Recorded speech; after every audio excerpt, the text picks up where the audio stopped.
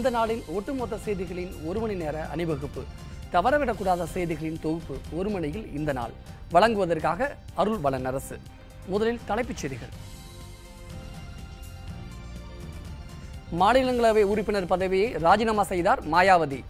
தலித்துகள் பிரச்சனை குறித்து பேச வாய்ப்பு அளிக்கவில்லை என குற்றச்சாட்டு. எதிர்க்கட்சிகளின் கடும் அமளியால் நாடாளுமன்றம் முடங்கியது. நீட் தேர்வு, விவசாயிகள் பிரச்சனையை முன்வைத்து எதிர்க்கட்சிகள் கடும் அமளி. மேற்கு வங்கத்தில் தனிமாநில கோரிக்கையை வலியுறுத்தி மீண்டும் போராட்டம். துணை ராணுவ படையினர் குவிக்கப்பட்டதால் பதற்றம்.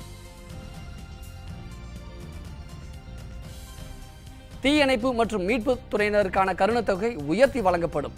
சட்டப்பேரவையில் முதலமைச்சர் பழனிசாமி அறிவிப்பு. தமிழக அரசின் ஊழல் குறித்து நடிகர் கமலஹாசன் கூறியது உண்மையே. புதிய சர்ச்சைக்கு வித்திட்டார் நடிகர் ராதாரவி. நடிகர் கமலஹாசனுக்கு திருவோடு அனுப்பி நூதன எதிர்ப்பு. மதுரையில் இந்து இளைஞர் பிரிவினர் போராட்டம். விரிவான செய்திகள். எதிர்க்கட்சிகளின் கடும் அமளி மக்களவையில் நாள் முழுவதும் ஒத்திவைக்கப்பட்டது. இதேபோல் நீட் தேர்வு, விவசாயிகள் பிரச்சனை ஆகியவற்றை முன்வைத்து எதிர்க்கட்சியினர் அமளியில் ஈடுபட்டதால் மாநிலங்களவையும் ஒத்திவைக்கப்பட்டது. நாடாளுமன்ற மழைக்கால கூட்டத்தொடர் தொடங்கி தற்போது 2வது நாளாக நடைபெற்று வருகிறது. மக்களவை கூடியவுடன் காங்கிரஸ் உள்ளிட்ட எதிர்க்கட்சியினர் விவசாயிகள் கடன் தள்ளுபடி, போராட்டங்கள் மற்றும் தற்கொலைகள் குறித்த பிரச்சனைகளை எழுப்பி கடும் அமளியில் ஈடுபட்டனர். இதனால் மக்களவை நண்பகல் 12 மணி வரை ஒத்திவைக்கப்படுவதாக சபாநாயகர் சுமித்ரா மகாஜன் அறிவித்தார். இதன்படி ஒத்திவைக்கப்பட்ட மக்களவை மீண்டும் தொடங்கியது. ஆனாலும் அமளி நீடித்ததால் மக்களவை மீண்டும் நாள் முழுவதும் ஒத்திவைக்கப்பட்டது.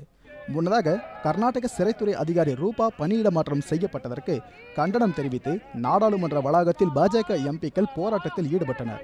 போராட்டத்தின் போது ரூபாவிற்கு ஆதரவு தெரிவிக்கும் வகையில் பணியிட மாற்றம் செய்த காங்கிரஸ் அரசுக்கு எதிராகவும் பதாகைகளை ஏந்தியபடி அவர்கள் முழக்கங்களை எழுப்பினர். இதேபோல் மாநிலங்களவை இன்று கூடியது முதலே காங்கிரஸ், அதிமுக உள்ளிட்ட கட்சிகள் கடும் அமளியில் ஈடுபட்டு வந்தன. காங்கிரஸ் விவசாய பிரச்சனைகள் குறித்தும், அதிமுக நீட் விவகாரம் குறித்தும் அமளியில் ஈடுபட்டு வந்தது. இதையடுத்து அமளியில் ஈடுபட்ட எம்பிக்கள் சபாநாயகர் இருக்கையை முற்றுகையிட்டதால் மாநிலங்களவையில் பெரும் அமளியும் பரபரப்பும் ஏற்பட்டது. இதையடுத்து மதியம் 2 மணி வரை மாநிலங்களவை ஒத்திவைத்து சபாநாயகர் ஹமீத் அன்சாரி உத்தரவிட்டார்.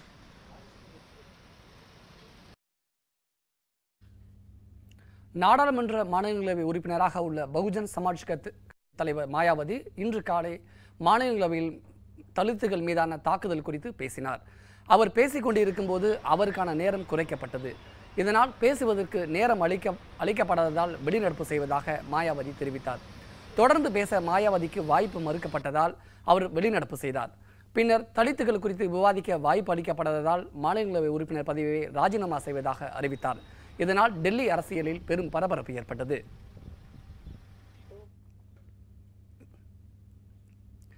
வெங்கையா நாயுடு ராஜினாமா செய்ததை அடுத்து அவர் கவனித்து வந்த துறைகளை மத்திய அமைச்சர்கள் ஸ்மிருதி இரானி மற்றும் நரேந்திர சிங் தோமர் ஆகியோர் கூடுதலாக கவனிப்பார்கள் என பிரதமர் மோடி தெரிவித்துள்ளார். மத்திய நகர்ப்புற வளர்ச்சித்துறை மற்றும் தகவல் ஒளிபரப்புத்துறை அமைச்சராக பதவி வகித்து வந்த வெங்கையா நாயுடு குடியரசு துணைத் தலைவர் வேட்பாளராக பாஜக சார்பில் அறிவிக்கப்பட்டு அதற்கான வேட்புமனுவை இன்று தாக்கல் செய்தார். இதையடுத்து மத்திய அமைச்சர் பொறுப்பை வெங்கையா நாயுடு ராஜினாமா செய்துள்ளார். இந்நிலையில் வெங்கையாவின் பொறுப்புகளை பிற அமைச்சர்கள் கூடுதலாக கவனிப்பார்கள் என்று பிரதமர் மோடி தெரிவித்துள்ளார். இது தொடர்பாக ட்விட்டரில் பதிவிட்டுள்ள மோடி, நகர்ப்புற வளர்ச்சித்துறையை மத்திய சுங்கத்துறை அமைச்சர் நரேந்திர சிங் தோமர் கவனிப்பார் என்று குறிப்பிட்டுள்ளார். மேலும் ஜவுளித்துறை அமைச்சரான ஸ்மிருதி இரானி தகவல் மற்றும் ஒளிபரப்புத்துறையை கூடுதலாக கவனிப்பார் என்றும் பிரதமர் மோடி குறிப்பிட்டுள்ளார். குடியரசு துணைத் தலைவர் தேர்தலுக்கான வேட்புமனு தாக்கல் இன்றுடன் நிறைவடைந்த நிலையில் பாஜக சார்பில் வேட்பாளராக அறிவிக்கப்பட்டுள்ள வெங்கையா நாயுடு வேட்புமனு தாக்கல் செய்தார். குடியரசுத் தலைவர் பதவிக்கான தேர்தல் நேற்று முடிவடைந்துள்ள நிலையில் வரும் ஆகஸ்ட் 5ஆம் தேதி குடியரசு துணைத் தலைவர் தேர்தல் நடைபெறுகிறது. இதற்கான வேட்புமனு தாக்கல் கடந்த 4ஆம் தேதி தொடங்கியது. மனு தாக்கல் செய்ய இன்று கடைசி நாள் என்று அறிவிக்கப்பட்டது. இந்த நிலையில் தேசிய ஜனநாயக கூட்டணி சார்பில் குடியரசு துணைத் தலைவர் வேட்பாளராக நிறுத்தப்பட்டுள்ள வெங்கையா நாயுடு இன்று காலை வேட்புமனு தாக்கல் செய்தார். ஜனநாயக நாட்டில் தகுதி வாய்ந்த யாரை வேண்டுமானாலும் குடியரசு துணைத் தலைவர் வேட்பாளராக நியமிக்கலாம் என மாநிலங்களவை இந்திய கம்யூனிஸ்ட் கட்சி உறுப்பினர் டி ராஜா தெரிவித்துள்ளார். டெல்லி நாடாளுமன்ற வளாகத்தில் இதுகுறித்து கருத்து தெரிவித்துள்ள அவர், வெங்கையா நாயுடு இந்தியாவின் மூத்த அரசியல் தலைவர் என்றும் சிவசேனா கட்சி கூறியிருக்கும் கருத்துக்களுக்கு தாம் பதிலளிக்க முடியாது என்றும் தெரிவித்தார். வெங்கையா நாயுடு இந்தியாவின் மூத்த அரசியல் தலைவர், மூத்த நாடாளுமன்ற உறுப்பினர். எனவே அவரை குடியரசு துணைத் தலைவர் தேர்தல் வேட்பாளராக அறிவித்திருப்பது வரவேற்கத்தக்கது. அதேபோன்று நாங்களும் எதிர்க்கட்சி சார்பில் வேட்பாளரை ஏற்கனவே அறிவித்துவிட்டோம். வேட்பாளர்கள் பற்றி சிவசேனா கட்சி கூறியிருக்கும் கருத்துக்கள் பற்றி நாங்கள் ஏதும் கூற விரும்பவில்லை.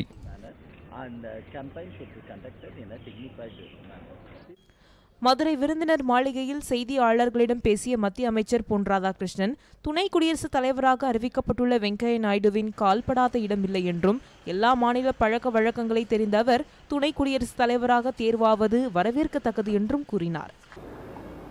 ராமேஸ்வரம் ஆலயம் எப்படி பக்தர்களுக்கு புனித தலமாக விளங்குகின்றதோ அதேபோல தேச பக்தர்களுக்கு டாக்டர் அப்துல் கலாம் அவருடைய நினைவிடமும் ஒரு மிகப்பெரிய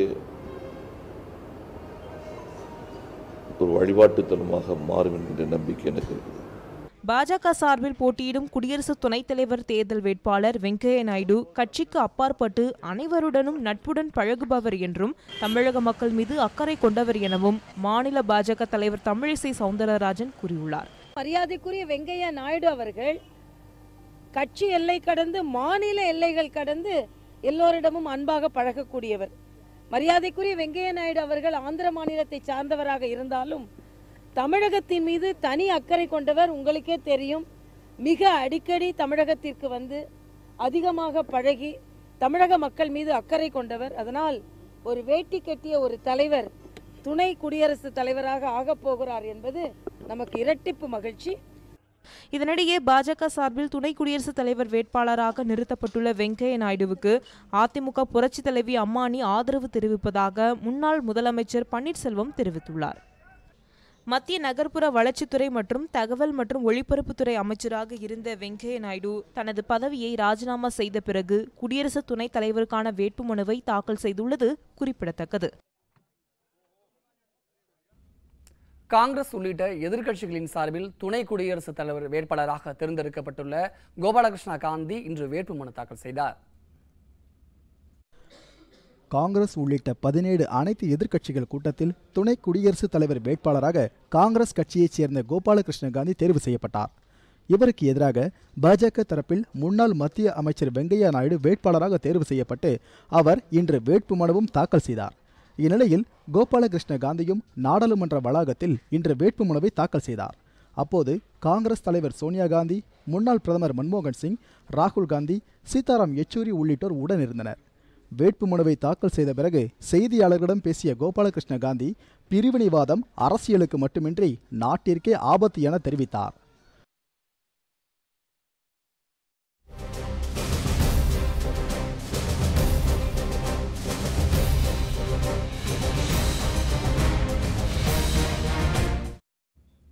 தீயணைப்புத்துறை மற்றும் மீட்பு பணித்துறையினருக்கு வழங்கப்படும் கருணைத் தொகையானது நடப்பு நிதியாண்டில் இருந்து உயர்த்தி வழங்கப்படும் என முதலமைச்சர் எடப்பாடி பழனிசாமி அறிவித்துள்ளார். தமிழக சட்டப்பேரவை 3 நாட்கள் விடுமுறைக்கு பிறகு இன்று கூடிய நிலையில் மானிய கோரிக்கைகள் மீதான விவாதங்கள் நடைபெற்றன. சட்டப்பேரவையில் உரையாற்றிய முதலமைச்சர் பழனிசாமி தீயணைப்பு மற்றும் மீட்பு பணித்துறை பணியாளர்களுக்கு வழங்கப்படும் கருணைத் தொகையை காவல்துறைக்கு இணையாக உயர்த்தி வழங்கப்படும் என தெரிவித்தார். அதன்படி பணியின் போது வீரமரணம் அடைவோருக்கு வழங்கப்படும் கருணைத் தொகையான 5 லட்சம் ரூபாயை 10 லட்சம் ரூபாயாகவும், நிரந்தர ஊனம் அடைவோருக்கு வழங்கப்படும் 1 லட்சம் ரூபாயை 4 லட்சம் ரூபாவாகவும் உயர்த்தி வழங்கப்படும் என்று தெரிவித்தார். மேலும் கடுமையான தீக்காயம் அடைவோருக்கு வழங்கப்படும் 20,000 ரூபாயை 2 லட்சம் ரூபாயாகவும், 20% குறைவாக தீக்காயம் அடைவோருக்கு வழங்கப்பட்டு வரும் 20,000 ரூபாயை 1 லட்சம் ரூபாயாகவும் நடப்பு நிதியாண்டு முதல் உயர்த்தி வழங்கப்படும் என்று அறிவித்தார். கேள்வி நேரத்திற்கு பிறகு பேரறிவாளன் பரோல் குறித்த கேள்விக்கு விளக்கமளித்த அமைச்சர் சி.வி. சண்முகம், பேரறிவாளன் பரோல் தொடர்பாக அரசு தலைமை வழக்கறிஞருடன் ஆலோசனை நடைபெற்று வருவதாகவும் விரைவில் உரிய நடவடிக்கை எடுக்கப்படும் என்றும் கூறினார். இதையடுத்து திமுக தலைவர் கருணாநிதிக்கு சட்டப்பேரவை வருகையிலிருந்து விலக்கு அளிக்க வலியுறுத்தி திமுக சார்பில் தீர்மானம் நிறைவேற்றப்பட்டது. இதன் பின்னர் பேசிய ஸ்டாலின், குடியரசு துணைத் தலைவர் தேர்தலை பயன்படுத்தி மத்திய அரசுக்கு நீட் விவகாரத்தில் தமிழக அரசு அழுத்தம் கொடுக்க வேண்டும் என்று வலியுறுத்தினார். இதனைத் தொடர்ந்து பேசிய சட்டப்பேரவை எதிர்க்கட்சி துணைத் தலைவர் துரைமுருகன், நீட் தேர்வு குறித்து தமிழக சட்டப்பேரவையில் தாக்கல் செய்யப்பட்ட மசோதாவை குடியரசுத் தலைவரிடம் உரிய நேரத்தில் சேர்க்காததே நீட் தேர்வு சம்பந்தமான அனைத்து பிரச்சனைகளுக்கும் காரணம் என்று குற்றம் சாட்டினார். இதைத் தொடர்ந்து நீட் விவகாரத்தில் விவாதம் முற்றியதை அடுத்து திமுகவினர் வெளிநடப்பு செய்தனர். ஏழை எளிய மாணவர்கள், கிராமப் பகுதியில் இருக்கக்கூடிய மாணவர்கள் பெரும் பாதிப்புக்கு ஆளாகி இருக்கிறார்கள். அவர்களை பெற்றெடுத்திருக்கக்கூடிய பெற்றோர்கள் பல துன்பங்களுக்கும் அல்லல்களுக்கும் ஆளாக்கப்பட்டிருக்கக்கூடிய கொடுமை தமிழ்நாட்டில் இப்பொழுது நடந்து கொண்டிருக்கிறது. எனவே இதையெல்லாம் மனதில் வைத்துக்கொண்டு உடனடியாக இந்த நீட் தேர்வு பிரச்சனைக்கு ஒரு முடிவை இந்த அரசு உடனடியாக காண வேண்டும். தமிழக ஆளும் கட்சியினர் மீது பல்வேறு விதமான குற்றச்சாட்டுகள் இருப்பதால் தான் அவர்கள் பாஜகவை சார்ந்து செயல்பட்டு வருகின்றனர் என்று தமிழக சட்டப்பேரவை காங்கிரஸ் கட்சி தலைவர் கே.ஆர். ராமசாமி குற்றம் சாட்டியுள்ளார்.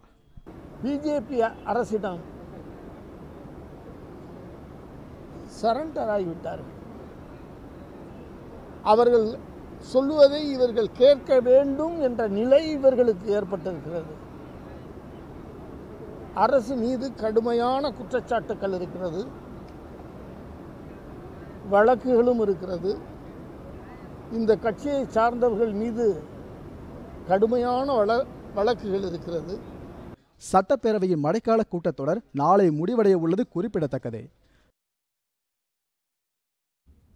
பல்கலைக்கழகங்களில் துணைவேந்தர்களை நியமிப்பதற்காக அரசு நிர்ணயித்துள்ள தகுதிகள் பல்கலைக்கழகங்களை சீர்குலைக்கும் தன்மை கொண்டவை என பாமக நிறுவனர் ராமதாஸ் குற்றம் சாட்டியுள்ளார்.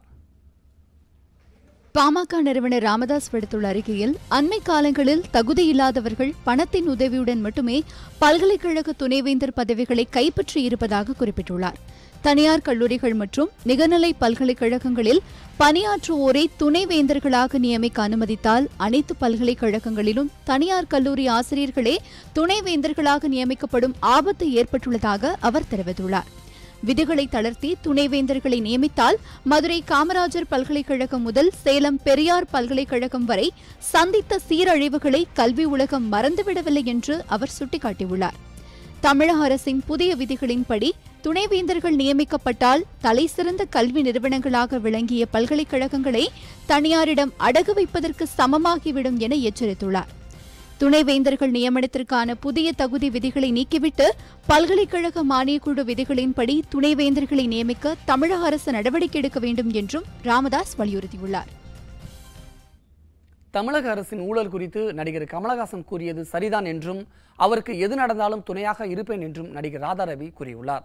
தருமபுரியில் சினிமா படப்பிடிப்பிற்கு வந்தபோது செய்தியாளர்களிடம் பேசிய ராதாரவி, தமிழகத்தில் ஆளும் அதிமுக அரசு முதுகெலும்பில்லாத அரசாக செயல்படுவதாக குற்றம் சாட்டினார். மேலும் கர்நாடகாவிலும் சிறை அதிகாரிகளுக்கு கோடிக்கணக்கில் பணம் கொடுத்து அங்குள்ள அரசியலிலும் சசிகலா ஊழலை ஏற்படுத்தியுள்ளார் என்றும் விமர்சனம் செய்தார். பொதுமக்களுக்கு இருக்கிற அறிவு தமிழக அரசாங்கத்துக்கு இல்லைன்னு போது மன சங்கடமா இருக்கு. நீங்க அதெல்லாம் பார்க்கறது விட்டு போய் கமலஹாசனை போய், அதுவும் ஒரு மந்திரி சி.வி. சண்முகம் நினைக்கிற ஒரு பேர், அவர் என்ன சொல்றாருன்னா அவர் குடும்பத்தை பத்தி பேசுறாரு. இவர் குடும்பத்தை பத்தி பேசலையே. அப்படி பார்த்தா ஒரு சில குடும்பத்திலாம் போய் தோண்ட ஆரம்பிச்சோன்னா தப்பா போயிடும், அது அசிங்கமா போயிடும். எதுக்கு நீங்க பர்சனல் அட்டாக் ஆன் கமலஹாசன்? நான் அதனாலதான் கமலஹாசனுக்கு ஆதரவு தெரிவிக்கிறேன். மதுரையில் இந்து இளைஞர் பேரவை சார்பில் நடிகர் கமலஹாசனுக்கு திருவோடம் அனுப்பும் நூதன போராட்டம் நடைபெற்றது. நடிகர் கமலஹாசன் தனியார் தொலைக்காட்சியில் பிக் பாஸ் எனும் நிகழ்ச்சியை தொகுத்து வழங்குகிறார். இந்த நிகழ்ச்சிக்கு பல அமைப்புகள் கண்டனம் தெரிவித்து வரும் நிலையில் மதுரையில் இந்து இளைஞர் பேரவையின் சார்பாக கமல்ஹாசனுக்கு திருவோடு அனுப்பும் நூதன போராட்டத்தில் ஈடுபட்டனர்.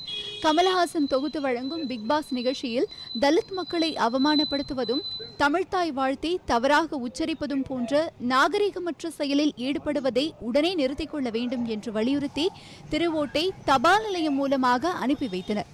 பணத்திற்காக இந்த நிகழ்ச்சி நடத்தப்படுவதாக கமல்ஹாசனை கூறியுள்ளதால் அவருக்கு திருவோடு அனுப்பி தங்கள் எதிர்ப்பை வெளிப்படுத்துவதாக போராட்டத்தில் ஈடுபட்டவர்கள் தெரிவித்தனர்.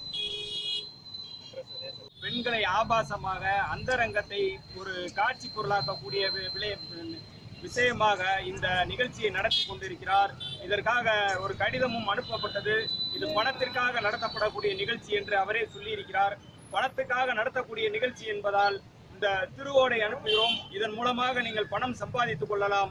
தமிழருடைய கலாச்சாரத்தையும் பெண்களையும் தனிமனித ஒழுக்கத்தையும் இந்த மாதிரி காட்சி பொருள் ஆக்காதீர்கள் என்ற இந்து இளைஞர் பேரவையின் கோரிக்கையை வலியுறுத்தி அவருக்கு திருவோடு அனுப்பும் நூதன போராட்டம் இங்கே நடைபெற்றுக் கொண்டிருக்கிறது. பிக் பாஸ் நிகழ்ச்சி குறித்தும் நடிகர் கமலஹாசன் குறித்தும் தொடர்ந்து விமர்சனங்கள் வருவது குறிப்பிடத்தக்கது. ஒரிசா அருகே வங்கக்கடலில் புயல் சின்னம் உருவாகி இருப்பதை அடுத்து புதுச்சேரி துறைமுகத்தில் 1ஆம் எண் புயல் எச்சரிக்கை கூண்டு ஏற்றப்பட்டுள்ளது. மத்திய மேற்கு வங்கக்கடலில் குறைந்த காற்றழுத்த தாழ்வு நிலை ஒடிசா மாநிலத்திற்கும் ஆந்திராவிற்கும் இடையே கோபாலபூருக்கு 120 கிலோமீட்டர் தொலைவில் உருவாகியுள்ளது. இதனை தெரியப்படுத்தும் விதமாக புதுச்சேரி துறைமுகத்தில் 1ஆம் எண் புயல் எச்சரிக்கை கூண்டு ஏற்றப்பட்டுள்ளது. இதேபோல் நாகை மற்றும் கடலூரிலும் 1ஆம் எண் புயல் எச்சரிக்கை கூண்டு ஏற்றப்பட்டுள்ளது. இதனால் மீனவர்கள் கடலுக்கு மீன்பிடிக்க செல்ல வேண்டாம் என அறிவுறுத்தப்பட்டுள்ளது.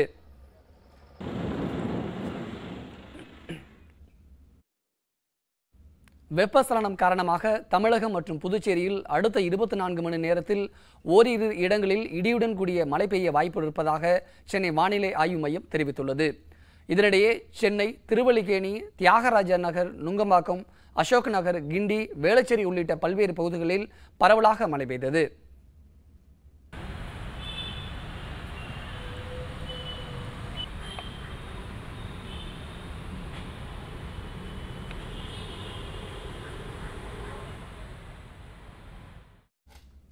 சிறிய விளம்பர இடைவெளிக்கு பிறகு செய்திகள் மீண்டும் தொடரும். இணைந்திருங்கள் காவிரி நியூஸ் தொலைக்காட்சியுடன்.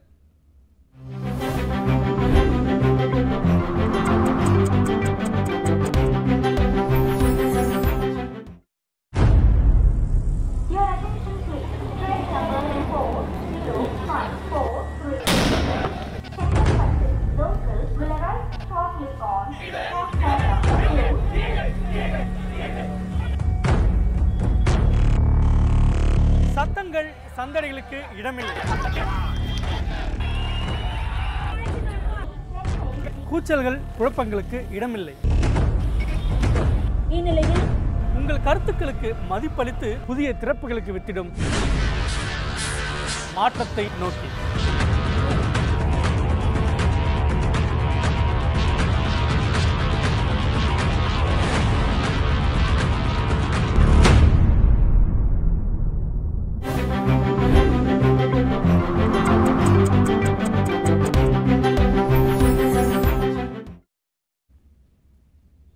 செய்திகள் தொடர்கின்றன.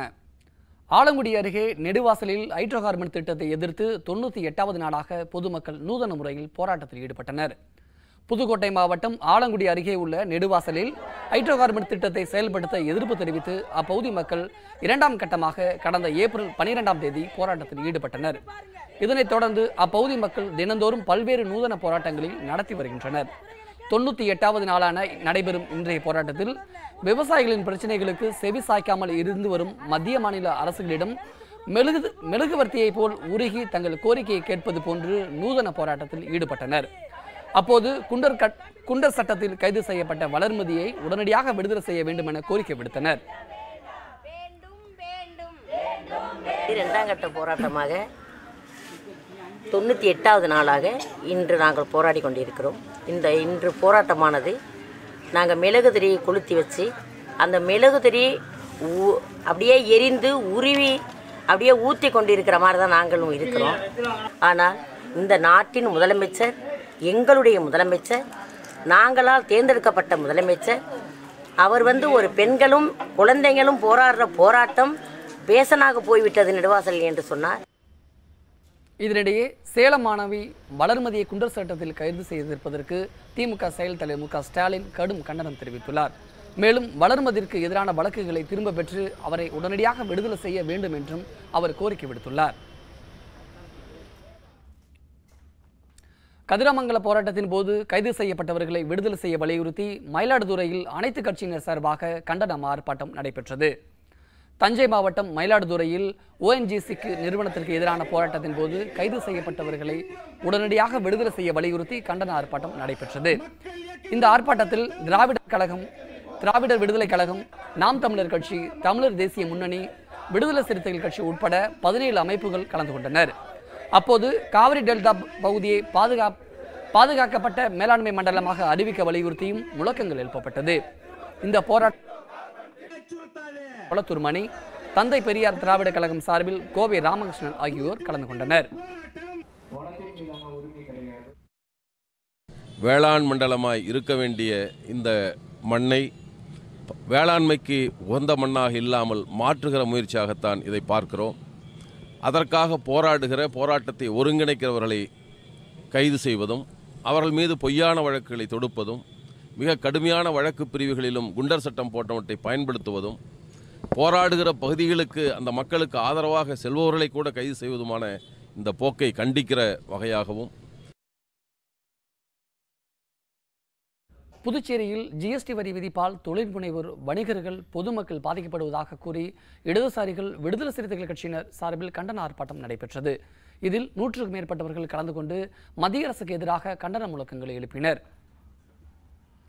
கடந்த 2009ஆம் ஆண்டு முதல் மத்திய அரசிடமிருந்து கிடைத்து வந்த 70% நிதி தற்போது 30% ஆகிவிட்டதாகவும், நிதி நெருக்கடி, வேலையின்மை, பண மதிப்பிழப்பு நடவடிக்கையால் கடுமையாக பாதிக்கப்பட்டுள்ளனர்.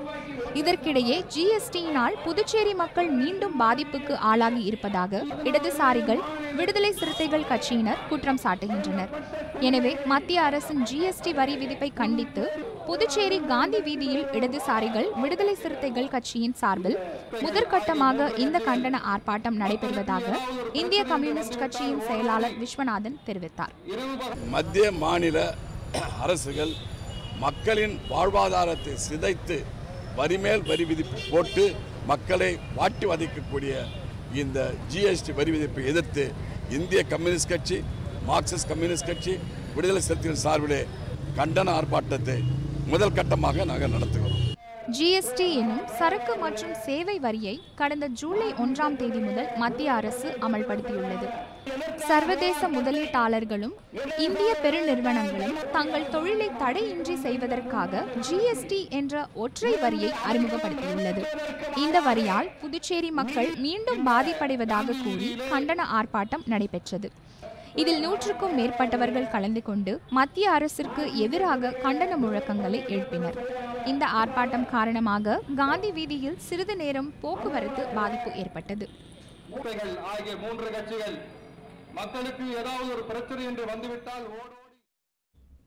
கூடலூர் அருகே ஆசிரியர் கண்டித்ததால் 10ஆம் வகுப்பு மாணவன் தற்கொலை செய்து கொண்ட சம்பவம் அப்பகுதியில் பரபரப்பை ஏற்படுத்தியுள்ளது.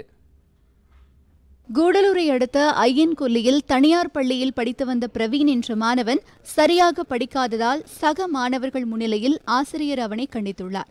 ஸ்லேட்டை கழுத்தில் தொங்கவிட்டும் புத்தகங்களை தலையில் வைத்து நிற்கச் சொல்லியும் தண்டனை கொடுத்துள்ளார். இதனால் மனமுடைந்த மாணவன் பிரவீன் விஷம் அருந்தி தற்கொலைக்கு முயன்றதாக கூறப்படுகிறது. உயிருக்கு ஆபத்தான நிலையில் மருத்துவமனையில் அனுமதிக்கப்பட்ட பிரவீன் சிகிச்சை பலனின்றி உயிரிழந்தார். இதனால் மாணவனின் பெற்றோர் மற்றும் உறவினர்கள் பள்ளியை முற்றுகையிட்டு போராட்டத்தில் ஈடுபட்டனர். பையனோட ஸ்கூல் பேக்கை தூக்கி தலையில் வச்சு அந்த பீரியட் டைம் ஃபுல்லாக வெளியில் நிற்க வச்சிருக்காரு சார்.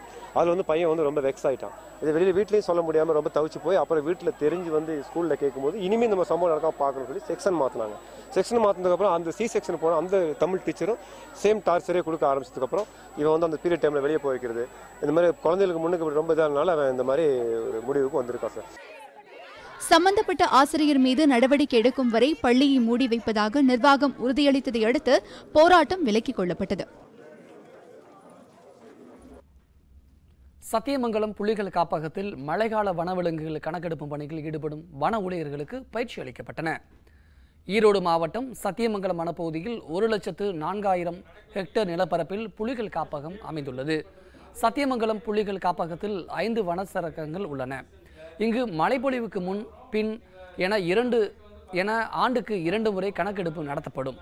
ஜூலை 19ஆம் தேதி முதல் தொடர்ந்து 6 நாட்கள் கணக்கெடுப்பு நடத்தப்பட உள்ளது. இதற்கான பயிற்சி வகுப்பு சத்தியமங்கலம் ஆசனூர் வனச்சகர அலுவலகத்தில் கணக்கெடுப்பில் ஈடுபடும் வன ஊழியர்களுக்கு வன உயிரின ஆராய்ச்சியாளர்கள் பயிற்சி அளித்தனர். சத்தியமங்கலம் புலிகள் காப்பகத்தில் தற்போது வனவிலங்கு கணக்கெடுப்பு நடக்க இருக்கிறது. இதில் இன்றைக்கி ட்ரைனிங்காக சுமார் ஒரு 120 பேர் ட்ரைனிங்கில் கலந்துருக்காங்க. இவங்கெல்லாம் வனவிலங்கு கணக்கெடுப்பில் கலந்துக்குவாங்க. நாளையிலேருந்து வனவிலங்கு கணக்கெடுப்பு ஆரம்பமாகிடுது. 19லிருந்து 25 வரைக்கும் இந்த 7 நாளில் வனவிலங்கு கணக்கில் எடுக்கப்படுகிறது. சவுதி அரேபியாவில் கார் விபத்தில் உயிரிழந்த நாகை மாவட்டத்தைச் சேர்ந்த 2 பேரின் உடலை தாயகம் கொண்டுவர நடவடிக்கை எடுக்க கோரி உறவினர்கள் கோரிக்கை விடுத்துள்ளனர். நாகை மாவட்டத்திலிருந்து மணிகண்டன், ரமேஷ் ஆகியோர் சவுதி அரேபியாவில் உள்ள ரியாத் நகருக்கு கொத்தனார் வேலைக்காக சென்றுள்ளனர். பணி முடிந்து வீட்டிற்கு திரும்பும் போது அவர்கள் சென்ற கார் விபத்துக்குள்ளானது. இந்த விபத்தில் மணிகண்டன், ரமேஷ் ஆகிய இருவரும் சம்பவ இடத்திலேயே பலியானார்கள். விபத்து நடந்து 5 நாட்கள் ஆகியும் எந்தவித தகவலும் இல்லாததால் அவர்களது உடலை இந்தியா கொண்டுவர மத்திய மாநில அரசுகள் நடவடிக்கை எடுக்க வேண்டும் என்று அவர்களது உறவினர்கள் கோரிக்கை விடுத்துள்ளனர். நான் கஷ்டத்தில் தான் என் பிள்ளைய நான் அங்கே அனுப்பணும். என் பிள்ளைய நான் வெளிநாடு அனுப்பிவிட்டு நான் வேதனை அடைஞ்சு தானே உட்காந்து இருக்கேன். எல்லாரும் பார்த்து எனக்கு உதவி செய்யுங்க. என் பிள்ளை என்கிட்ட சேரணும். என் பிள்ளை எனக்கு வரணும். எல்லாரும் பார்த்து என் பிள்ளைய எனக்கு பத்திரமா அனுப்பி விடுங்க பாதுகாப்பா. என் பிள்ளை செத்து இன்னைக்கு 5 நாளாகுது. என் பிள்ளை எனக்கு பாதுகாப்பா எல்லாரும் இங்கே அனுப்பி விடுங்க. இருவரின் உடல்களையும் சொந்த ஊருக்கு கொண்டு வருவது குறித்து நாகை மாவட்ட ஆட்சியரிடமும் மனு அளிக்கப்பட்டுள்ளது. மணப்பாறை அருகே 2 வீடுகளின் பூட்டை உடைத்து நகை மற்றும் பணம் கொள்ளையடிக்கப்பட்ட சம்பவம் அப்போதைய மக்களிடையே அச்சத்தை ஏற்படுத்தியுள்ளது. திருச்சி மாவட்டம் மணப்பாறை அடுத்த புத்தானாத்தம் பகுதியில் வசித்து வருபவர் இந்திரிஸ் மற்றும் உதுமான். இவர்கள் இருவரும் இல்லாததை அறிந்த மர்ம நபர்கள் வீட்டிலும் இருந்த 58 பவுன் நகை மற்றும் 2,90,000 ரூபாய் ரொக்க பணத்தை கொள்ளையடித்துச் சென்றனர். இதுகுறித்து வழக்கு பதிவு செய்த போலீசார் கைரேகை மற்றும் மோப்பநாய் உதவிகளுடன் தடயங்களை சேகரித்து குற்றவாளிகளை தேடி வருகின்றனர். ஒரே தெருவில் 2 வீட்டில் நடந்த கொள்ளை சம்பவம் அப்போதைய மக்களிடையே அச்சத்தை ஏற்படுத்தியுள்ளது.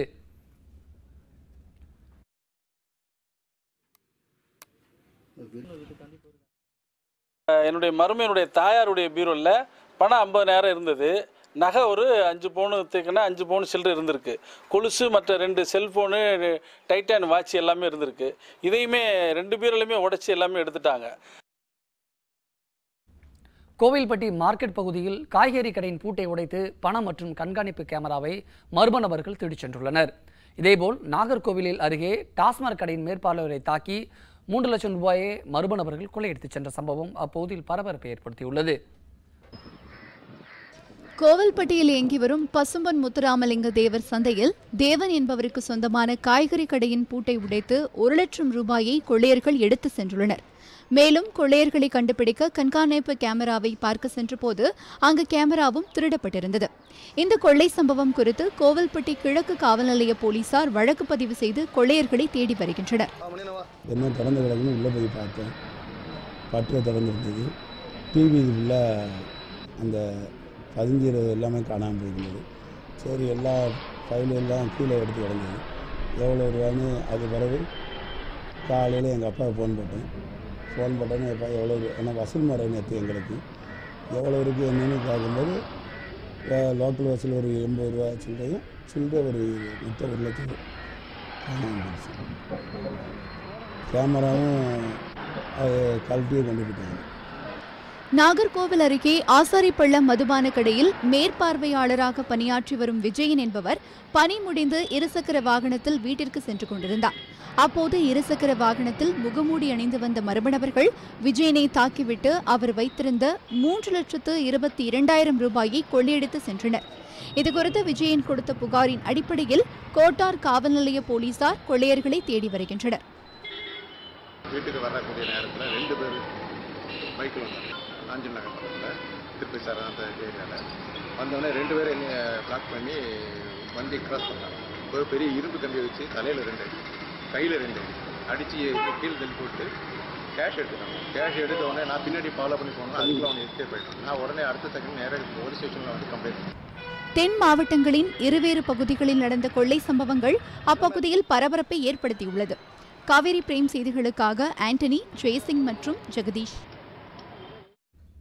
நீதிபதிகள், வழக்கறிஞர்கள் மற்றும் நீதிமன்ற ஊழியர்களுக்கு ஏற்படும் மன உளைச்சலை குறைக்கும் வகையில் நாகர்கோவில் நீதிமன்ற சிறப்பு மருத்துவ முகாம் நடைபெற்றது.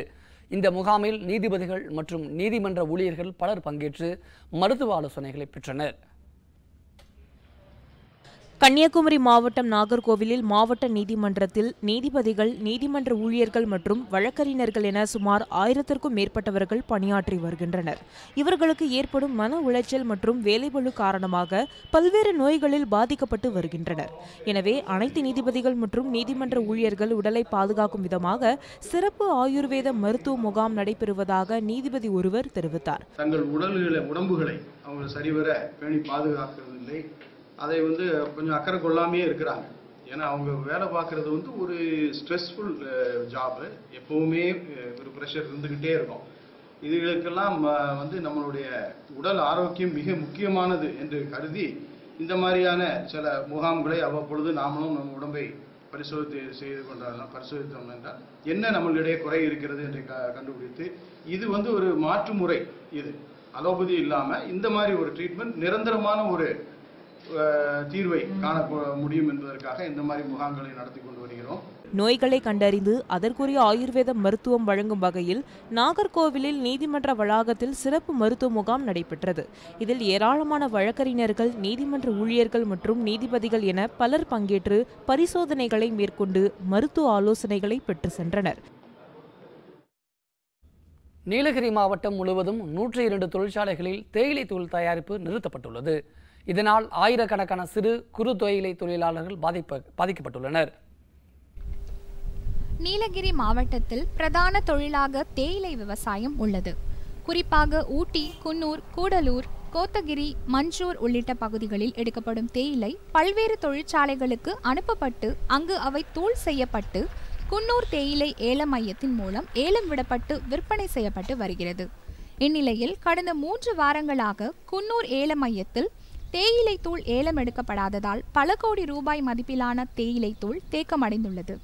இதனை அடுத்து நீலகிரி தேயிலை உற்பத்தியாளர்கள் சங்கத்தின் சார்பில் 102 தேயிலை தொழிற்சாலைகள் இன்று முதல் தேயிலை உற்பத்தியை நிறுத்த முடிவு செய்துள்ளனர். எனவே மத்திய மாநில அரசுகள் உடனடியாக இதற்கு தீர்வு காண வேண்டுமென தேயிலை விவசாயிகள் கோரிக்கை விடுத்துள்ளனர். நீலகிரி மாவட்டத்தில் 3வது ஆக்ஷன் ஜிஎஸ்டிக்கு பிறகு தேயிலை துறை சந்திக்குது. இந்த நேரத்தில் தேயிலை உற்பத்தியாளர்கள், அதாவது பாட்லி ஃபேக்டரி அசோசியேஷன் அறிவிச்சிருக்கிற 1 வார காலம் வேலை நிறுத்தங்கிறது சிறு தேயிலை விவசாயிகளுக்கு ஒரு பெரிய பாதிப்பை ஏற்படுத்தக்கூடிய விஷயமா இருக்கும். இதில் ஒரு மனத்தாங்கல் என்னென்னா, ஒருத்தரை சார்ந்து வாழக்கூடிய இந்த நீலகிரி தேயிலை துறையானது இன்று சிறு தேயிலை தொழிலாளர்களுடன் ஒரு கலந்தாலோசிப்பும் இல்லாமல் தன்னிச்சையாக பாட்லி ஃபேக்டரி அசோசியேஷன் இந்த முடிவு எடுத்திருக்காங்களோ அப்படிங்கிற ஒரு எண்ணத்தை உருவாக்கி இருக்கிறது. இதுநாள் வரை உற்பத்தி செய்யப்படும் தேயிலை தூளிற்கான விலை ரசீதை கொள்முதல் செய்யும் நிறுவனத்தின் பெயரிலேயே தொழிற்சாலைகள் அளித்து வந்ததாகவும், இனிவரும் காலங்களில் இடைத்தரகர்களின் பெயரில் விலை ரசீதை அளிக்க தேயிலை வாரியம் வலியுறுத்துவதாகவும் உற்பத்தியாளர்கள் தெரிவிக்கின்றனர். இதற்கு தேயிலை தூள் உற்பத்தியாளர்கள் எதிர்ப்பு தெரிவித்ததனால் வர்த்தகர்கள் ஏலம் எடுக்காமல் உள்ளனர் என தேயிலை தூள் உற்பத்தியாளர்கள் தெரிவித்துள்ளனர். லீஃப் வாங்க முடியாமல் ஒரு கட்டத்துக்கு நம்ம தள்ளப்பட்டிருக்கோம். அந்த அட்வைசரி என்ன சொல்லுதுன்னா, ஒரு செல்லர் புரோக்கருக்கு பில் பண்ணி புரோக்கர் பையருக்கு பில் பண்ணுற மாதிரி ஒரு மெத்தடை கொடுக்குது. அது அகெயின்ஸ்ட் தி டி ஆக்டே. அந்த டி ஆக்டில் என்ன சொல்லுதுன்னா, a broker cannot be a buyer அப்படின்னு தான் டி ஆக்ட் சொல்லுது. ஆனால் இப்போ அவங்க அட்வைசரியில் புரோக்கரை ஒரு பையர் ஆக்கிற சூழ்நிலை உருவாயிருக்கு. அதனால் நம்ம பையர்ஸ் எல்லாருமே அந்த மெத்தடில் தான் நாங்கள் வாங்குவோம் அப்படின்னு சொல்லி தேயிலை ஆக்ஷன் சென்டரில் எல்லாரும் புறக்கணிச்சிட்டு இருக்காங்க. இந்த தேயிலை உற்பத்தி பாதிப்பால் கோடிக்கணக்கான ரூபாய் மதிப்பிலான தேயிலை தூள் தேக்கமடைந்துள்ளன. பொள்ளாச்சி அரசு மருத்துவமனையில் நிலவும் சுகாதார சீர்கேட்டால் நோய் தொற்று ஏற்படும் அபாயம் ஏற்பட்டுள்ளது. இதனை சரி செய்ய அதிகாரிகள் உடனடியாக நடவடிக்கை எடுக்க வேண்டும் என பொதுமக்கள் கோரிக்கை விடுத்துள்ளனர். மருத்துவமனை மாவட்ட தலைமை மருத்துவமனையாக தரம் உயர்த்தப்பட்டு பல ஆண்டுகள் ஆகிறது. மருத்துவமனையை சுற்றியும் காணப்படும் சுகாதார சீர்கேட்டை சரி செய்ய அதிகாரிகள் எந்தவித நடவடிக்கையும் எடுக்கவில்லை என மருத்துவமனைக்கு வரும் நோயாளிகள் புகார் தெரிவிக்கின்றனர். மருத்துவமனைக்கு ஆய்வுக்காக வரும் சுகாதாரத்துறை அதிகாரிகளும் தேங்கி நிற்கும் நீரை கடந்துதான் செல்ல வேண்டிய நிலை ஏற்பட்டுள்ளது. இருப்பினும் அதை சரி செய்வதற்கான எந்தவித நடவடிக்கைகளும் எடுக்கப்படவில்லை என பொதுமக்கள் குற்றம் சாட்டுகின்றனர். எனவே அரசு மருத்துவமனையில் நிலவும் சுகாதார சீர்கேட்டை சரி செய்ய அதிகாரிகள் உடனடியாக நடவடிக்கை எடுக்க வேண்டும் என கோரிக்கை விடுத்துள்ளனர். சிகிச்சை பெறவங்களுக்கு சரியான சுகாதாரக்கு எல்லாம் இது மாதிரி இருந்துச்சுன்னா வர்றவங்க சிகிச்சை பெறது முடியாது. அதே போல் இங்கே இருக்கிறவங்க சிகிச்சை பெற்று போகும்போது சுற்றுப்புற சூழ்நிலைகள் இந்த மாதிரி குழி மேடு பள்ளத்தில் இருக்கக்கூடிய கொசுக்கடினால் மேலும் அதிகமாக ஒழிய கம்மியாகிற மாதிரி தெரியல. இதுக்காக அவங்க வெளியில் ப்ரைவேட் ஆஸ்பத்திரிக்கு போகலாம். ஏன் இங்கே வர்றாங்கன்னா செலவு பண்ண முடியாத ஏழை மக்கள் அவங்க குணம் பெறணும். அதுக்காக தகுந்த மாதிரி இதெல்லாம் சுற்றுப்புற சூழ்நிலைகளை சரி பண்ணி அவங்களெல்லாம் நல்லபடியாக இது பண்ணி காப்பாற்றணுங்கிறது தான் என்னுடைய வேண்டுகோள். பொள்ளாச்சி சுற்றுவட்டார பகுதியில் பெய்து வரும் மழை காரணமாக டெங்கு காய்ச்சலின் தாக்கம் அந்த பகுதியில் அதிகமாக பரவி இருப்பது கண்டறியப்பட்டுள்ளது. இந்நிலையில் அரசு மருத்துவமனை வளாகத்தில் எங்கு பார்த்தாலும் சேரும் சகதியுமாக காட்சியளிப்பதோடு கொசுக்களின் உற்பத்தி அதிகரித்து உள்ளதால் சிகிச்சைக்காக வரும் பொதுமக்கள் அச்சத்துடன் வந்து செல்லும் அவல நிலை ஏற்பட்டுள்ளது. கன்னியாகுமரி மாவட்டத்தில் பிரசித்தி பெற்ற ஔவையார் அம்மன் கோவிலில் ஆடி மாத திருவிழா வெகு விமர்சையாக நடைபெற்றது. இதில் ஏராளமான பெண்கள் கலந்து கொண்டனர். கன்னியாகுமரி மாவட்டம் செண்பகராமன் புதூர் அருகே பிரசித்தி பெற்ற ஔவையார் அம்மன் கோவில் அமைந்துள்ளது. இக்கோவிலில் ஆண்டுதோறும் ஆடி செவ்வாய் கிழமைகளில் பெண்கள் ஒன்று கூடி விதவிதமான கொழுக்கட்டைகளை ஔவையார் அம்மனுக்கு படைத்து வழிபடுவது வழக்கம். அந்த வகையில் இந்த ஆண்டு முதலாவது ஆடி செவ்வாய்க்கிழமையான இன்று ஔவையார் அம்மன் கோவிலில் ஏராளமான பெண்கள் வழிபாடு செய்தனர். ஔவையார் அம்மன் கோயில் வந்து கன்னியாகுமரி மாவட்டத்திலேயே ஔவையார் அம்மனா வழிபடுறது இங்கே ஒரு கோயில் மட்டும்தான். இந்த கோயிலுக்கு வந்து கல்யாணம் முடிஞ்சு வந்தவங்களுக்கு குழந்தை பாக்கியம், கல்யாணம் முடியாமல் வந்து கொழுக்கட்டை வச்சு அவங்களுக்கு கல்யாணம் நடக்கும். மாப்பிள்ளை மரம் தீர்க்காயுசாக இருக்கிறவங்க எல்லாம் வந்து எல்லாம் பண்ணி எடுத்து போவாங்க. அது எல்லாம் நல்லபடியாக நடக்கும். எங்களுக்கு நம்பிக்கையாக இருக்குது. இதில் தமிழகம் மட்டுமின்றி கேரள மாநிலத்தைச் சேர்ந்த பெண்களும் கலந்து கொண்டு அம்மனை வழிபாடு செய்தனர். தமிழகத்தில் ஔவையார் அம்மன் கோவில் 2 இடங்களில் மட்டுமே இருப்பது குறிப்பிடத்தக்கது. காவிரி பிரேம் செய்திகளுக்காக நாகர்கோவிலிருந்து சுயம்புலிங்கம், கார்த்திக் மற்றும் கேதீஸ்வரன். புதுச்சேரியில் நடைபெற்ற உணவு திருவிழாவில் இந்திய உணவு முதல் மேலை நாட்டு உணவு வரை சுமார் 300க்கும் மேற்பட்ட உணவு வகைகள் ஒரே இடத்தில் வைக்கப்பட்டிருந்தன. இந்நிகழ்ச்சியில் உள்ளூர் மக்கள் மட்டுமின்றி வெளிநாட்டு சுற்றுலா பயணிகளும் பல்வேறு வகையான உணவுகளை உண்டு மகிழ்ந்தனர். புதுச்சேரி அரசு சுற்றுலாத்துறை உதவியுடன் பல்வேறு தனியார் அமைப்பினர் சார்பில் பழைய துறைமுக வளாகத்தில் உணவு திருவிழா நடத்தப்பட்டது. இதில் புதுச்சேரி மற்றும் தமிழக பகுதிகளில் இருந்து சுமார் 50க்கும் மேற்பட்ட முன்னணி உணவகங்கள் பங்கேற்று இந்திய உணவு முதல் வெளிநாட்டு உணவுகள் வரை சுமார் 300க்கும் மேற்பட்ட உணவு வகைகளை காட்சிக்காகவும் விற்பனைக்காகவும் வைத்திருந்தனர். உணவு திருவிழாவின் முக்கிய அம்சமாக பார்வையாளர்கள் முன்பே உணவுகள் சமைத்து தரப்பட்டன. இது பாண்டிச்சேரி ஹெரிட்டேஜ் ரவுண்ட் டேபிள் 167 நடத்தும் உணவு திருவிழா. இந்த உணவு திருவிழாவில் பார்த்தீங்கன்னா தமிழர் பாரம்பரிய உணவுலேருந்து இத்தாலிய பீஸா வரைக்கும், சைனீஸ்லேருந்து காண்டினென்டல் வரைக்கும் பலதரப்பட்ட உணவுகள் பலதரப்பட்ட மக்களுக்காக இங்கே வந்து சர்வ் பண்ணிக்கிட்டு இருக்கோம். இந்த உணவு திருவிழாவில் வந்து உண்மையான நோக்கம் என்னென்னா மக்கள் எல்லாம் குதூகலமாக இருக்கணும். ஏன்னா வீட்டுக்குள்ளேயே முடங்க போகிறதுனால ஸ்ட்ரெஸ் வந்து மன உளைச்சல் வந்து பல நோய்களுக்கு காரணமாக இருக்குன்னு பல மருத்துவர்கள் சொல்லிட்டாங்க. பல மருத்துவ அறிக்கைகள் அதை பற்றி சொல்லுது. அதனால் வந்து பல ஆராய்ச்சிகள் அதை பற்றி கண்டெடுத்து கொடுத்துருக்கு. அதனால் மக்கள்லாம் வந்து குதூகலமாக இருக்கணும். கடற்கரை காற்றோடு நாமகிட இந்த உணவு திருவிழா நடக்குது சார். தமிழர்களின் பாரம்பரிய உணவு வகைகள், கடல் உணவுகள், biryani, French, Italian, Chinese, tandoori உள்ளிட்ட பல்வேறு உணவு வகைகளும் மிக குறைந்த விலையில் வைக்கப்பட்டிருந்தன. மேலும் இங்கு சைவம் மற்றும் அசைவம் என 2 பிரிவுகளாக அமைக்கப்பட்டிருந்தது. உணவு திருவிழாவில் உள்ளூர் மக்கள் மட்டுமின்றி வெளிமாநிலம் மற்றும் வெளிநாட்டை சேர்ந்த ஏராளமான சுற்றுலா பயணிகள் வந்து பல்வேறு வகையான உணவுகளை உண்டு மகிழ்ந்தனர்.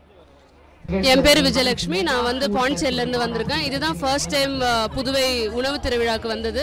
ரொம்ப நல்லாவே இருக்குது. டிஃப்ரெண்ட்டான உணவுகள்லாம் ட்ரை பண்ணுற மாதிரி இருக்குது. முக்கியமாக க்ரீம் சென்டரில் அந்த பாஸ்தா ரொம்ப நல்லாவே இருக்குது. அப்புறம் தில்லி சாட்டில் அந்த ஐட்டமும், பீட்சாலாம் ரொம்ப அமேசிங்காக இருக்குது. டிஃப்ரெண்ட் சைஸஸ் ரொம்ப கம்மி ரேஞ்சில் இருக்குது. ஸோ வீட்டில் பண்ண முடியாத உணவுகள்லாம் இங்கே பண்ணுறது வந்து ரொம்ப சிறப்பாக இருக்குது. ரொம்ப நல்லாவே இருக்குது. இன்றைய இளைய தலைமுறையினர் தற்போதுள்ள உணவு வகைகளை மட்டுமல்லாமல் பாரம்பரிய உணவு வகைகளையும் தெரிந்து கொள்வதற்கு இந்த திருவிழா ஒரு வாய்ப்பாக அமைந்துள்ளதாக சுற்றுலா பயணிகள் கருத்து தெரிவித்தனர். அந்த காலத்தில் உணவு வகைகள்லாம் பாரம்பரிய உணவுகள்லாம் ரொம்ப சிறப்பாக செஞ்சுட்டு இருந்தாங்க. இப்போ காலப்போக்கில் அதெல்லாம் மறைஞ்சும் போயிடுச்சு. இந்த உணவு திருவிழாவில் அந்த மாதிரி வகைகள் எல்லாம் புதுமையான பாரம்பரிய உணவுகளை ஒரே இடத்துல கிடைக்கிறதுக்கான வாய்ப்புகள் இங்கே கொடுத்துருக்குறாங்க. நாங்கள் எல்லாரும் அதை ஒன்றா கூடி சந்தோஷமாக என்ஜாய் பண்ணி சாப்பிட்டுக்கிட்டு இருக்கோம். இந்த உணவு திருவிழா அரேஞ்ச் பண்ண குரூப்புக்கு ரொம்ப நன்றி. இந்த உணவு திருவிழா மூலம் கிடைக்கும் வருவாயானது புதுச்சேரியில் ஏரி குளங்களை தூர்வாருவதற்காகவும் கிராமப்புற பள்ளிகளில் பயிலும் மாணவர்களின் கல்வியை மேம்படுத்த பயன்படுத்தவும் இருப்பதாக நிகழ்ச்சியின் ஒருங்கிணைப்பாளர்கள் தெரிவித்தனர்.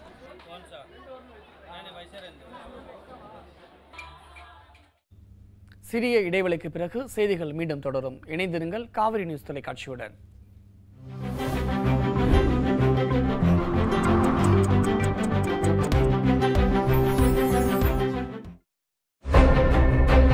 ஏன் நீங்க விவசாயிகள் பிரச்சனை இவ்வளவு ஆக்ரோஷமா இருக்கீங்க? இல்ல, நான் அடிப்படையில நான் விவசாயி. பிரதமரை அசிங்கப்படுத்தணுங்கிற தவிர அந்த 30-40 பேருக்கு வேற குறிக்கோளே கிடையாது. முதலமைச்சர் யாருங்க? பொதுமக்களோட வேலைக்காரன் தான் முதலமைச்சர். அது மனசுல முதல்ல ஏத்துக்கணும். What is the real issue behind this entire real issue is that it's an administrative official bungling. ஜெயலலிதாவுக்கு ஓட்டு போட்டு கொண்டாந்ததே பெருசு. அப்புறம் ஜெயலலிதா அண்ணன் மக, தம்பி மக, தங்கச்சி மகளுக்கெல்லாம் ஓட்டு போடணும் தமிழ்நாட்டு மக்களுக்கு என்ன எழுதியா இருக்கு. And if you understand the politics of Delhi, people who run Delhi, they run the country. Jayalalithaa என்றால் ஒரு நியாயம், ஜெயலலிதா இல்லை என்றால் ஒரு நியாயம். இந்த மண்ணுக்கு மக்களுக்கும் விடுதலை என்பது திமுக அதிமுக பெற விடுதலை தான். ரஜினிகாந்த் தமிழ்நாட்டை ஆளக்கூடாது என்று நாம் சொன்னார். அவர் இந்தியாவை ஆளுவதற்கு கூட வழிவகையை ஏற்படுத்தி கொடுப்பார்கள்.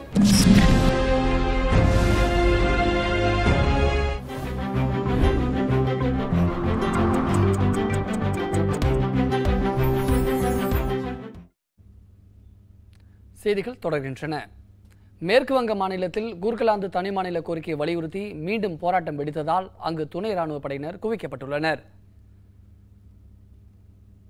மாநிலத்தின் புகழ்பெற்ற சுற்றுலா தலமான டார்ஜிலிங்கில் கூர்காலாந்து தனி மாநில கோரிக்கையை வலியுறுத்தி கூர்கா ஜனமுக்தி மோர்ச்சா அமைப்பினர் கடந்த 1 மாதத்திற்கும் மேலாக தொடர் போராட்டங்களில் ஈடுபட்டு வருகின்றனர். இந்நிலையில் அங்கு துணை ராணுவத்தினர் மற்றும் பாதுகாப்பு படை வீரர்கள் குவிக்கப்பட்டு நிலைமை ஓரளவிற்கு கட்டுக்குள் கொண்டு வரப்பட்டது. இந்நிலையில் அங்கு மீண்டும் திடீரென போராட்டம் வெடித்தது. இதையடுத்து ஆர்ப்பாட்டக்காரர்கள் நகரில் உள்ள கடை மற்றும் 2 வாகனங்களை தீயிட்டு கொளுத்தியதால் பெரும் பரபரப்பு ஏற்பட்டது. இதனைத் தொடர்ந்து நகரின் பல்வேறு பகுதிகளில் துணை ராணுவத்தினர் குவிக்கப்பட்டு பாதுகாப்பு பணியில் ஈடுபடுத்தப்பட்டுள்ளனர். பாகிஸ்தானில் சிந்து பகுதியை தனி சுதந்திர நாடாக அறிவிக்க வலியுறுத்தி ஜெய் சிந்து முத்தாஹிதா மகாஸ் அமைப்பைச் சேர்ந்த நூற்றுக்கணக்கானவர்கள் போராட்டத்தில் ஈடுபட்டனர். பாகிஸ்தானில் தடை செய்யப்பட்ட சிந்தி அமைப்பான ஜெய் சிந்து முத்தஹிதா மகாஸ் அமைப்பைச் சேர்ந்தவர்கள் ஹைதராபாத் நகரில் சிந்து பகுதியின் சுதந்திரத்தை நீண்ட நாட்களாக வலியுறுத்தி வருகின்றனர். இந்நிலையில் தனிநாடு கோரிக்கையை வலியுறுத்தி அங்குள்ள சிந்து பல்கலைக்கழகத்தின் பழைய வளாகத்திலிருந்து நூற்றுக்கணக்கான ஆர்ப்பாட்டக்காரர்கள் பேரணியாக புறப்பட்டு சென்றனர்.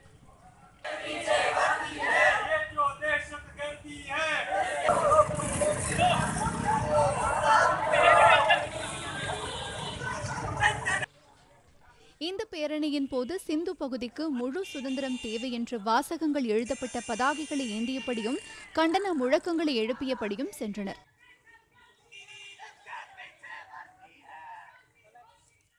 லண்டனில் நடைபெற்று வரும் மாற்றுத்திறனாளிகளுக்கான உலக பாரா தடகள சாம்பியன்ஷிப் போட்டியில் இந்தியாவின் அமித்குமார் வெள்ளிப்பதக்கம் வென்று சாதனை படைத்தார். இங்கிலாந்து தலைநகர் லண்டனில் மாற்றுத்திறனாளிகளுக்கான 8வது உலக பாரா தடகள சாம்பியன்ஷிப் போட்டி நடைபெற்று வருகிறது. ஜூலை 14ஆம் தேதி முதல் 23ஆம் தேதி வரையில் நடைபெறும் இந்த போட்டிகளில் உலகின் பல்வேறு நாட்டின் வீரர்களும் கலந்து கொண்டு சிறப்பாக விளையாடி வருகின்றனர். இதில் நேற்று நடைபெற்ற ஆடவர்களுக்கான கிளப் த்ரோ போட்டியில் இந்தியா சார்பில் ஹரியானாவை சேர்ந்த வீரர் அமித்குமார் சரோஹா பங்கேற்றார். இந்த போட்டியில் செர்பிய வீரர் டிமிட்ரி ஜெவிச் 31.99 மீட்டர் தூரம் எறிந்து மீண்டும் பட்டத்தை தக்க வைத்துக் கொண்டார். இதற்கு அடுத்தபடியாக இந்திய வீரர் அமித்குமார் சரோஹா 30.25 மீட்டர் தூரம் எறிந்து வெள்ளிப்பதக்கத்தை கைப்பற்றினார். 8வது உலக பாரா தடகள சாம்பியன்ஷிப் போட்டியில் இது இந்தியாவுக்கு கிடைத்த 2வது பதக்கமாகும். ஏற்கனவே ஈட்டி எறிதலில் ராஜஸ்தான் மாநிலத்தை சேர்ந்த சுந்தர் சிங் தங்கம் வென்று இந்தியாவிற்கு முதல் பதக்கத்தை பெற்று தந்தார். தொடர்ந்து நடைபெற்று வரும் போட்டிகளில் இந்திய வீரர்கள் பதக்கப்பட்டியலில் முன்னணியில் வருவார்கள் என எதிர்பார்க்கப்படுகிறது. டென்னிஸ் உலக தரவரிசையில் ஆடவர் விம்பிள்டன் சாம்பியன் பட்டத்தை வென்ற ஃபெடரர் 3வது இடத்திற்கும் மகளிர் பட்டத்தை வென்ற முகுருசா 5வது இடத்திற்கும் முன்னேறியுள்ளனர். கிராண்ட்ஸ்லாம் டென்னிஸ் தொடர்களில் ஒன்றான விம்பிள்டன் டென்னிஸ் தொடர் ஜூலை 3ஆம் தேதி முதல் 16ஆம் தேதி வரை லண்டன் நகரில் நடைபெற்றது. இதில் ஆடவர் ஒற்றையர் பிரிவில் சுவிட்சர்லாந்து வீரர் ரோஜர் ஃபெடரர் 8வது முறையாக விம்பிள்டன் பட்டம் வென்று சாதனை படைத்தார். அத்துடன் ஒட்டுமொத்தமாக 19 கிராண்ட்ஸ்லாம் பட்டங்களை வென்றவர் என்ற பெருமையையும் பெற்றார். இந்த பட்டத்தை வென்றதன் மூலம் அவருக்கு 2000 சர்வதேச தரவரிசை புள்ளிகள் கிடைத்தது. அதன்படி சர்வதேச தரவரிசையில் அவர் முன்னேற்றம் அடைந்துள்ளார். இந்த தொடருக்கு முன் ரோஜர் ஃபெடரர் 5வது இடத்தில் இருந்தார். தற்போது 2 இடங்கள் முன்னேறி 3வது இடத்திற்கு வந்துள்ளார். முதல் இடத்தில் 7750 புள்ளிகளுடன் பிரிட்டன் வீரர் ஆண்டி முரே தொடர்ந்து நீடிக்கிறார். 2வது இடத்தில் 7465 புள்ளிகளுடன் ஸ்பெயின் வீரர் ரஃபேல் நடால் தொடர்ந்து நீடிக்கிறார். மகளிர் ஒற்றையர் பிரிவை பொறுத்தவரை முதல் முறையாக விம்பிள்டன் சாம்பியன் பட்டம் வென்றவர் முகுருசா. ஸ்பெயின் வீராங்கனையான முகுருசா சர்வதேச தரவரிசையில் 15வது இடத்தில் இருந்து 5வது இடத்திற்கு வந்துள்ளார். இவர் இந்த முறை 10 இடங்கள் முன்னேறியுள்ளார். விம்பிள்டன் 2வது சுற்றிலேயே தோல்வியடைந்த செக் குடியரசு வீராங்கனை கரோலினா பிலிஸ்கோவா நம்பர் 1 இடத்தை பிடித்துள்ளார். இவர் 2 இடங்கள் முன்னேறியுள்ளார். தரவரிசையில் முதல் இடத்தை பிடித்த 23வது வீராங்கனை இவராவார். ரோமானியா வீராங்கனை சிமோனா ஹாலெப் 2வது இடத்தில் தொடர்ந்து நீடிக்கிறார். முன்னதாக முதல் இடத்தில் இருந்த ஜெர்மனி வீராங்கனை ஏஞ்சலிக் கெர்பர் 2 இடங்கள் பின்தங்கி 3வது இடத்திற்கு வந்துள்ளார். கடந்த வாரம் 11வது இடத்தில் இருந்த அமெரிக்க வீராங்கனை வீனஸ் வில்லியம்ஸ் 2 இடங்கள் முன்னேற்றம் கண்டு 9வது இடத்திற்கு வந்துள்ளார். இந்தியா ஏ அணி, தென்னாப்பிரிக்கா ஏ அணி மற்றும் ஆஸ்திரேலியா ஏ அணிகளுக்கு இடையிலான முத்தரப்பு தொடரிலிருந்து ஆஸ்திரேலிய அணி விலகியதால் அதற்கு பதிலாக ஆப்கானிஸ்தான் அணி சேர்க்கப்பட்டுள்ளது. இந்தியா ஏ, தென்னாப்பிரிக்கா ஏ, ஆஸ்திரேலியா ஏ ஆகிய அணிகளுக்கு இடையிலான ஒருநாள் கிரிக்கெட் முத்தரப்பு தொடர் இந்த மாதம் 26ஆம் தேதி தென்னாப்பிரிக்காவில் தொடங்குவதாக ஏற்கனவே அறிவிக்கப்பட்டது. இதற்கிடையே ஆஸ்திரேலியா கிரிக்கெட் வாரியத்திற்கும் அந்நாட்டு கிரிக்கெட் வீரர்கள் சங்கத்திற்கும் இடையே ஊதிய பிரச்சினை நிலவி வருகிறது. அத்துடன் வீரர்கள் கிரிக்கெட் வாரியத்தின் ஊதிய ஒப்பந்தத்தில் கையெழுத்திட மறுப்பு தெரிவித்து வருகின்றனர். இதனால் ஆஸ்திரேலியா ஏ அணி இந்த முத்தரப்பு தொடரில் பங்கேற்குமா இல்லையா என்பது குறித்து உறுதியான அறிவிப்பு வெளியிடப்படாமல் இருந்தது. இந்நிலையில் ஆஸ்திரேலியா ஏ அணி இந்த தொடரில் பங்கேற்காது என்பதை தென்னாப்பிரிக்கா கிரிக்கெட் வாரியம் அதிகாரப்பூர்வமாக அறிவித்துள்ளது. மேலும் ஆஸ்திரேலியா ஏ அணிக்கு பதிலாக ஆப்கானிஸ்தான் ஏ அணி இந்த தொடரில் சேர்க்கப்பட்டுள்ளதாகவும் அறிவிக்கப்பட்டுள்ளது. அண்மையில்தான் டெஸ்ட் அந்தஸ்து பெற்ற ஆப்கானிஸ்தான் அணிக்கு இந்த வாய்ப்பு மிகுந்த மகிழ்ச்சியை ஏற்படுத்தியுள்ளது. இதுகுறித்து தென்னாப்பிரிக்கா கிரிக்கெட் வாரியம் வெளியிட்டுள்ள அறிவிப்பில் தங்களுடைய அழைப்பை ஏற்றுக்கொண்டு முதல் முறையாக தென்னாப்பிரிக்கா மண்ணில் ஆப்கானிஸ்தான் ஏ அணி விளையாட சம்மதம் தெரிவித்துள்ளது. இதனால் மகிழ்ச்சி அடைவதாக கூறப்பட்டுள்ளது. சமீப காலமாக ஆப்கானிஸ்தான் சிறப்பாக விளையாடி வருவதால் கடந்த மாதம் சர்வதேச கிரிக்கெட் கவுன்சிலால் முழு உறுப்பினராக அங்கீகாரம் வழங்கப்பட்டது. அத்துடன் டெஸ்ட் போட்டியில் விளையாடும் அந்தஸ்தையும் பெற்றது குறிப்பிடத்தக்கது. இந்த 3 அணிகளுக்கு இடையிலான முத்தரப்பு தொடரின் முதல் போட்டி வரும் 28ஆம் தேதி நடைபெறவுள்ளது. இயக்குனர் மிஷ்கின் இயக்கத்தில் விஷால், பிரசன்னா, வரலட்சுமி ஆகியோர் நடித்துள்ள துப்பறிவாளன் படத்தின் டீசர் நாளை வெளியாக உள்ளது. இந்த நிலையில் இந்த படத்தின் மேக்கிங் வீடியோ தற்போது வெளியாகியுள்ளது.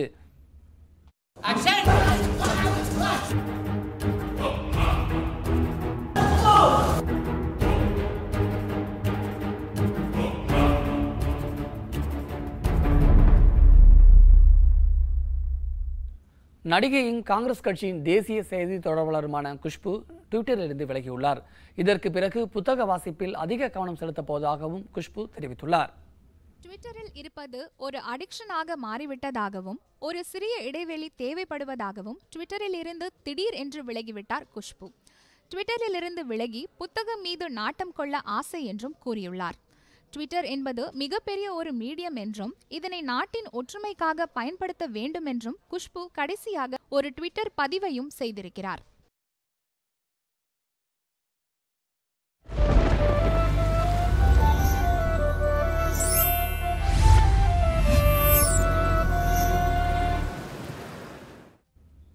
நாளை நிலவ இருக்கும் உத்தேச வானிலை நிலவரத்தை தற்போது பார்க்கலாம். தமிழகத்தில் சென்னையில் அதிகபட்சமாக 33 டிகிரி செல்சியஸ், குறைந்தபட்சமாக 27 டிகிரி செல்சியஸ். மதுரை 38, 27. கோவை 32, 22. திருச்சி 37, 27. சேலம் 35, 24. நெல்லை 37, 26. ஊட்டி 17, 11. புதுச்சேரி 34, 27. கன்னியாகுமரி 31, 26. நாகர்கோவிலில் அதிகபட்சமாக 31 டிகிரி செல்சியஸ் வெப்பமும் குறைந்தபட்சமாக 25 டிகிரி செல்சியஸ் வெப்பமும் பதிவாகலாம். இந்திய அளவில் டெல்லியில் அதிகபட்சமாக 34 டிகிரி செல்சியஸ் வெப்பமும் குறைந்தபட்சமாக 28 டிகிரி செல்சியஸ் வெப்பமும், மும்பை 29, 27, கொல்கத்தா 31, 26, பெங்களூரு 26, 19, திருவனந்தபுரத்தில் அதிகபட்சமாக 29 டிகிரி செல்சியஸ் வெப்பமும் குறைந்தபட்சமாக 24 டிகிரி செல்சியஸ் வெப்பமும் பதிவாகலாம். உலக அளவில் கொழும்புவில் அதிகபட்சமாக 29 டிகிரி செல்சியஸ் வெப்பமும் குறைந்தபட்சமாக 26 டிகிரி செல்சியஸ் வெப்பமும், பெய்ஜிங்கில் 32, 24, சிங்கப்பூரில் 31, 26, சிட்னி 17, 6, பாரிஸ் 27, 15, லண்டன் 24, 18, துபாயில் அதிகபட்சமாக 42 டிகிரி செல்சியஸ் வெப்பமும் குறைந்தபட்சமாக 36 டிகிரி செல்சியஸ் வெப்பமும் பதிவாகலாம். இன்றைய நாளின் முக்கிய நிகழ்வுகளை உங்கள் முன் வைத்த ஒரு மணியில் இந்த நாள் நிறைவு பெறுகிறது. நடுநிலையான செய்திகளை முழுமையாக அறிந்து கொள்ள பயணிப்போம் காவிரி நியூஸ் தொலைக்காட்சியுடன். புதிய செய்திகளை அறிந்து கொள்ள காவிரி நியூஸ்.tv என்ற இணையதளத்தை பார்க்கவும். நன்றி.